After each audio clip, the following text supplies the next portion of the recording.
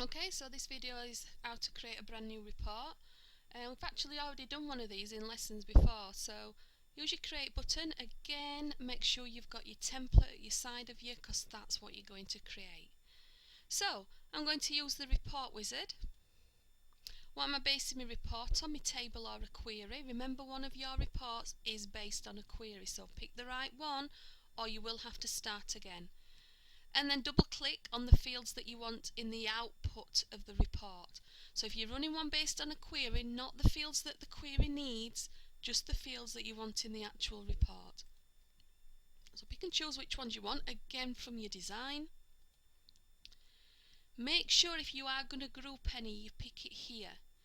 So I'm going to pick that I want to group by console. Again, one of your reports has got a grouping on it. If I remember, you've got a grouping by clubs. So make sure you pick that on the right one. Then any sorting of any fields that you want. So if you want anything sorted in a particular way. And then always just choose the first one. But you might want to make it landscape if you've got a lot of fields going across. If you have got a lot of fields going across, pick the landscape now because it might be easier now than trying to adjust it later. Again, it doesn't matter which colour scheme you pick because you're going to change it to your own design. Give it the name that matches your template.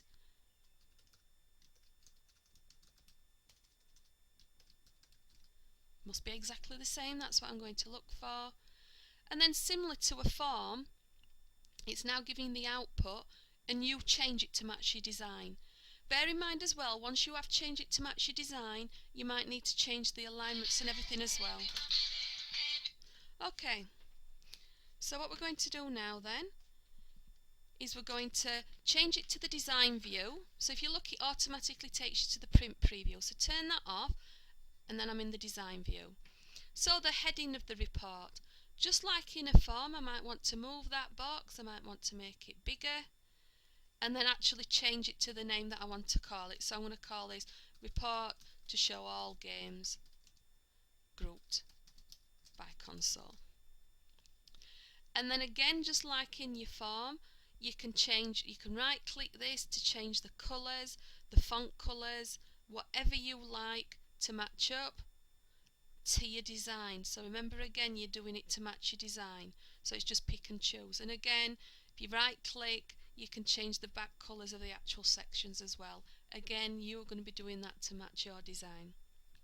And then the field names, you can drag and move those. So remember that if you're dragging them, drag them along so that it all comes together, yeah? Because remember, you've got your heading here and you've got your data there as well, haven't you? Yeah? So if you move one, make sure you move the other one as well.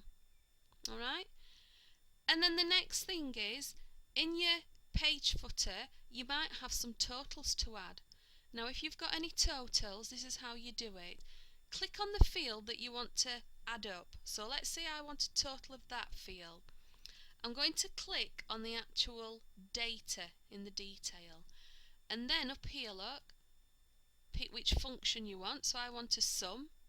And then can you see? It'll automatically create one in the footer. Now if in your template yours was in the page footer and it's putting this in the report footer, absolutely fine. Leave it as it is, because if you try and drag it into one of the other sections, it probably won't work. And remember, I can keep flicking back to the report view to see if I like what I get. So like in this case, I might be wanting to check that at the bottom I've got a total, and I might say, well actually, just like Microsoft Excel, it'll give me those signs if there's not enough room. So I might need to expand that field, yeah, so that I give it a bit more space. And then if I go to the view and then again scroll down, can you see you're just going to have to keep going and going until you've got room on your field. So that's it in your design view. The other thing is, if you have forgot to group something together, all you do is click on that group button there, and then at the bottom, can you see it's now saying I've grouped by title, console rather. If I didn't want to group by console, you can just pick a different field that you want to group by, and again, you're sorting, you can change the field that you want to sort. So if you realise you've not sorted and you wanted to, or you've grouped it by the wrong field, you don't have to start again.